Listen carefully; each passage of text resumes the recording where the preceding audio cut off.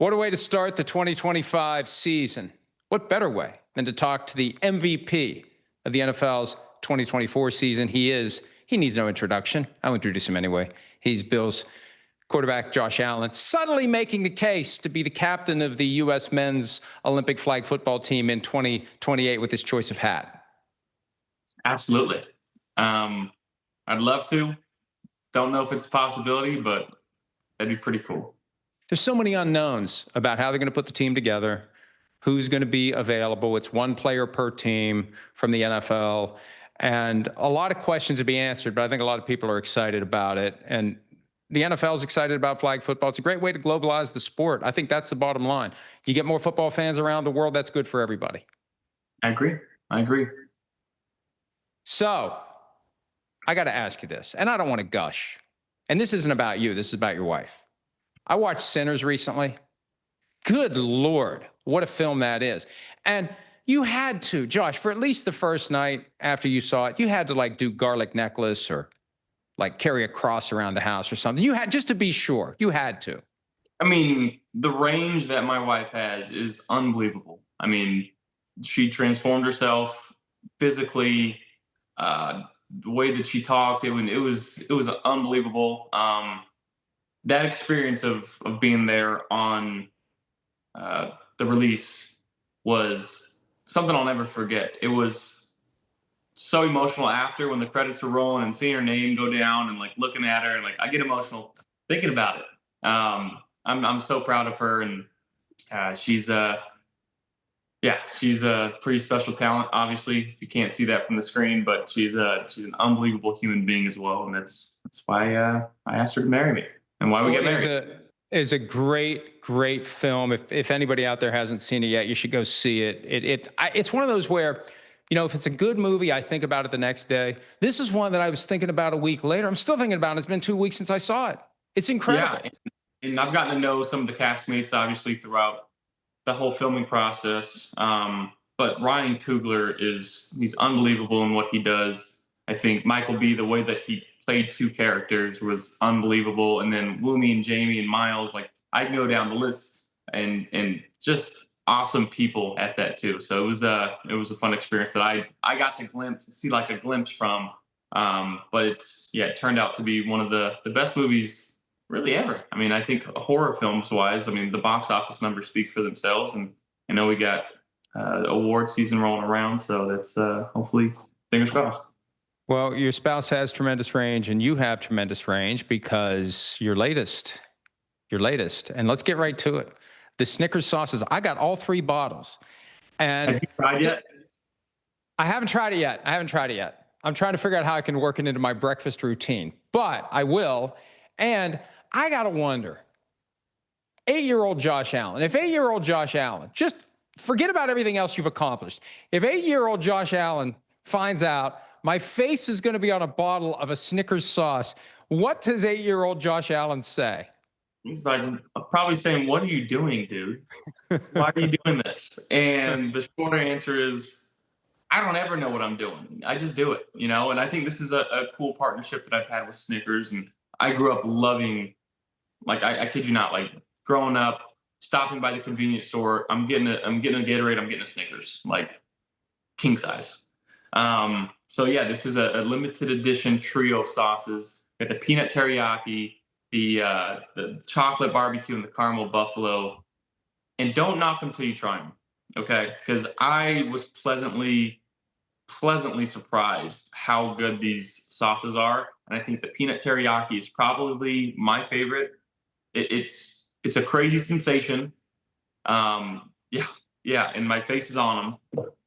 Don't know why. Look at that ugly mug there. But you know, so good you'll jump through a table, and I do stand by it. I think they are fantastic, and put them on, you know, tater tots, put them on fries, put them on chicken, put them on wings, dipping, drizzling, and dunking. So I think it's pretty cool. Well, we have a family gathering here tonight, and my wife will put them out for everyone to try, and we'll report back to the folks at Snickers please. With the feedback. So, year 8 for you.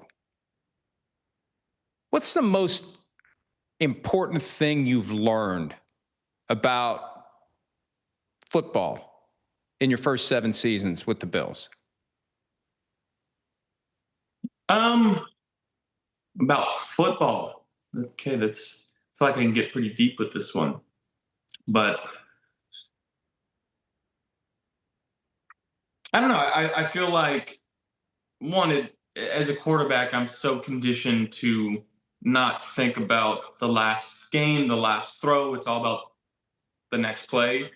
And I feel like that's transition in my life where like I don't worry about what's happened. It's just like, all right, what am I doing right now in this moment and being present and being where my feet are.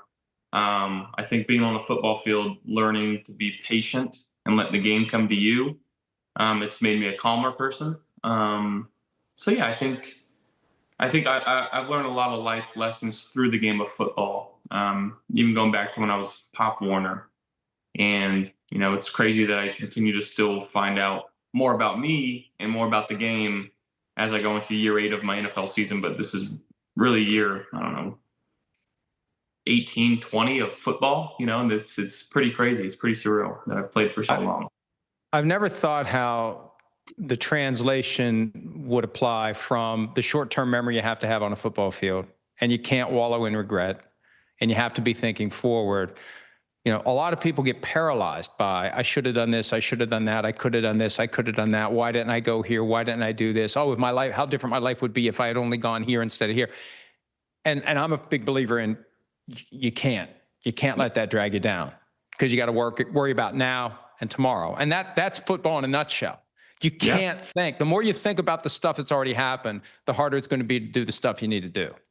Yeah, I agree. And I think that's, again, playing the quarterback position. If I'm so focused on throwing a pick last drive, I'm probably going to throw a pick this drive, or I'm not going to move the ball, and we're probably going to go 3 and out and punt it because I'm too worried about I forced one in or it tipped off. It's like, no, focused on the task at hand and just continue to move forward, because that's all you can do.